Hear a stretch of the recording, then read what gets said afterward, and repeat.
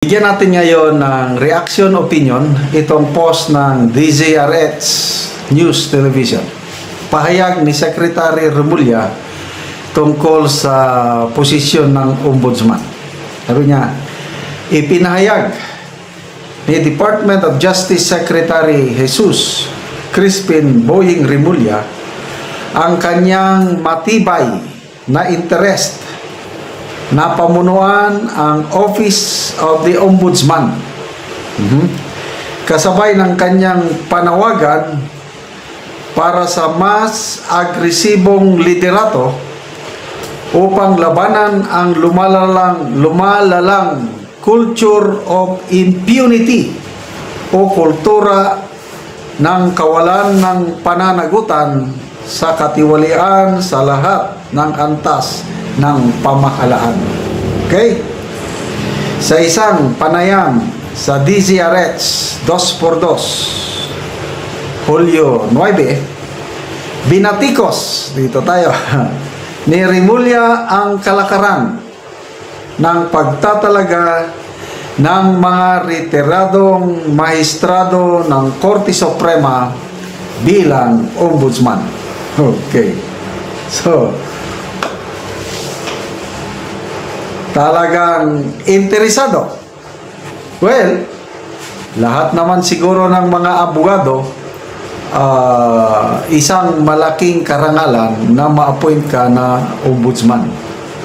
Dahil napakatindi ang role ng ombudsman sa ating gobyerno. Crime buster. So, interesado.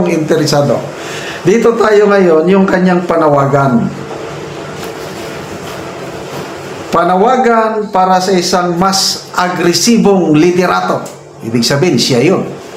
Strong leader upang labanan ang lumalalang culture of impunity o kultura ng kawalan ng pananagutan sa katiwalian sa lahat ng antas ng pamahalaan. Agree ako dito, grabe na ang kultura ng korupsyon sa ating bansa.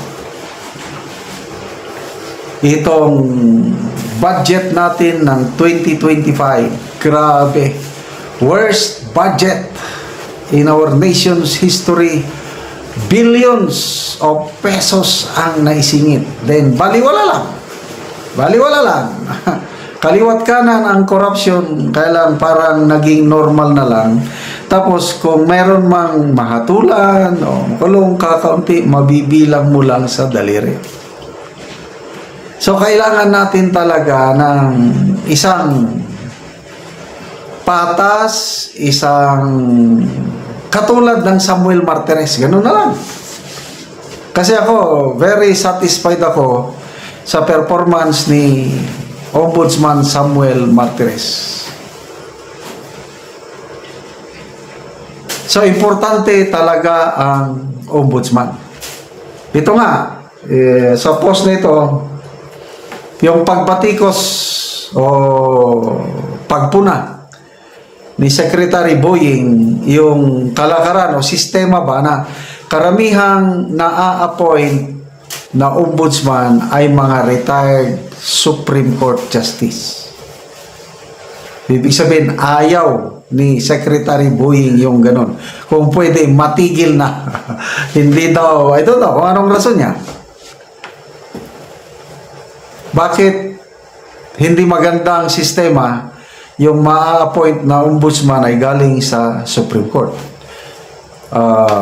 Karamihan sa aking I don't know kung meron na bang naging ombudsman na hindi galing sa Supreme Court. Baka first time in history na kung si Secretary Boying Remulla mapili, baka siya ang first time in history na may na-appoint na ombudsman na hindi galing sa Supreme Court or hindi naging judge. So, ano ang benefits o ano ang advantage kung galing sa judiciary ang ombudsman? To me, ano siya? Wala siyang sinasanto. Kasi Ang trabaho talaga, judge. Kahit sino. Wala siyang political inclination o wala siyang masyadong amo sa politika. Ang mahirap na maging ombudsman, yung nag-serve ka sa isang politiko, lalo na sa isang presidente. Kaya nga sino yun? Ombudsman Mercedes Gutierrez, yung napilitan na nag-resign dahil i-impeach. Ang akusasyon sa kanya noon is ano siya ni GMA. Parang sunod-sunuran lang kay GMA. Kaya hindi siya nagtagal. So, granting na ma-appoint si Secretary Boying na ombudsman. Ang pangamba ng karamihan ay hindi na siya magiging patas. Sabi nga ni Attorney Topacio and Attorney Salpanelo, magiging bias lang na ombudsman si Secretary Boying dahil nga nag-serve siya as cabinet member ng Marcos administration.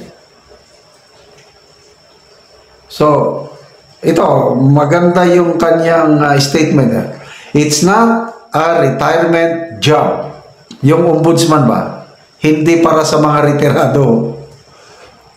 Sabi niya, it is the most important job in this country. Agree. Kasi kung mayroon tayong matinik na ombudsman, I believe na ang mga kawatan sa gobyerno, mag-isip-isip. Kasi hindi sila magsilbi sa ombudsman.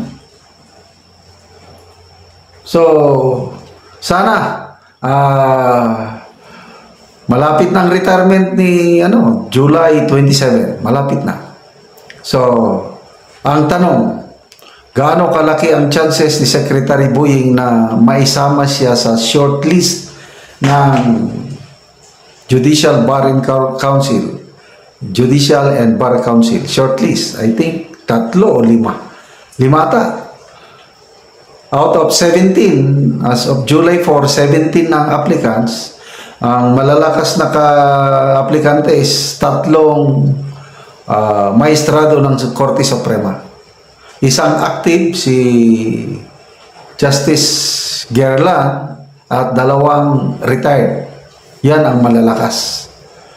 Kaya nga, nanawagan si Secretary Boying na hindi na daw magandang ang puros lang maging chief ombudsman ay galing sa Supreme Court. Okay, so tingnan natin anong mangyari dito sa pagpili ng ombudsman.